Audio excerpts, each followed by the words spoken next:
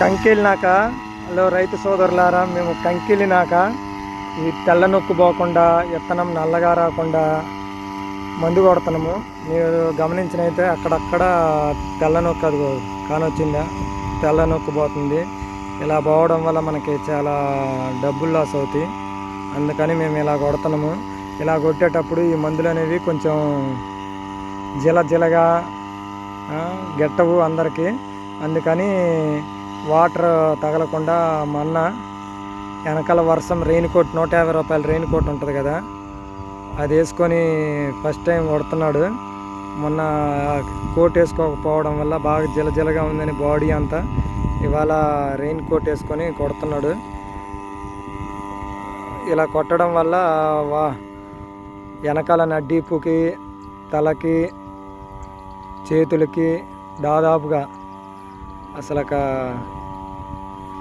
ఆ స్ప్రే అనేది పడదు. కానీ ముఖానికి కొంచెం లైట్గా పడిద్ది. దానికి కూడా హెల్మెట్ వాడదామని చూస్తే ప్రజెంట్ హెల్మెట్ లేకపోవడం వల్ల ఇలా కొడుతున్నాడు. ఇలా కొట్టడం వల్ల తలకి జుట్టుకి ఎఫెక్ట్ ఉండదు, వెనకాల బాడీకి జెల్ అనేది ఎక్కువ ఉండదు.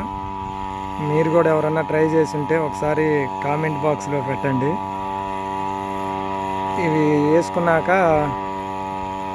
బాగా వాష్ చేసుకొని కడుక్కొని మళ్ళీ రెండోసారి వేసుకోవచ్చు. లేకపోతే ఇది అసలే ఈ మందులు అనేవి బాగా స్మెల్ వస్తాయి.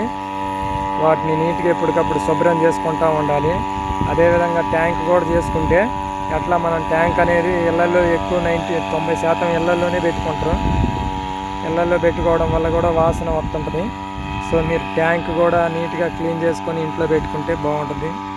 ఇదిగోండి, ఇది రెయిన్ కవరు, పొట్లలో దొరికే 150 రూపాయల కవర్. ఇది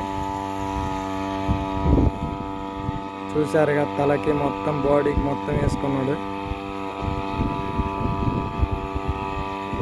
ఇది మంచిదో లేకపోతే దీనివల్ల కూడా ఏమైనా ఎఫెక్ట్లు ఉంటాయేమో మీకు తెలిస్తే చెప్పండి, ఎవరైనా ట్రై చేసి ఉంటే.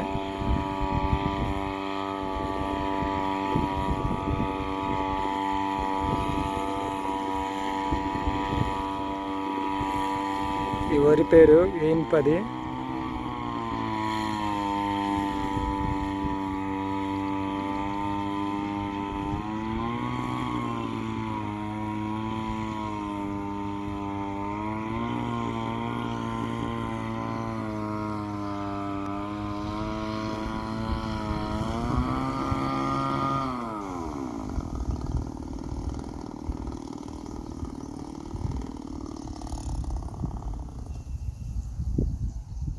చూసారుగా, మనం పోయి మళ్ళీ నీళ్ళు తీసుకొచ్చి దాంట్లో పోసి ఫిల్ చేసిన తర్వాత మళ్ళీ రన్ చేయాలి.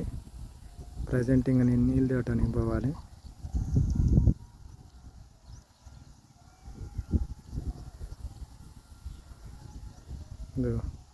చూడండి, కాళ్ళ దాకా వచ్చింది, మొత్తం నీట్గా కవర్ అయిపోయింది చేతులకు కూడా.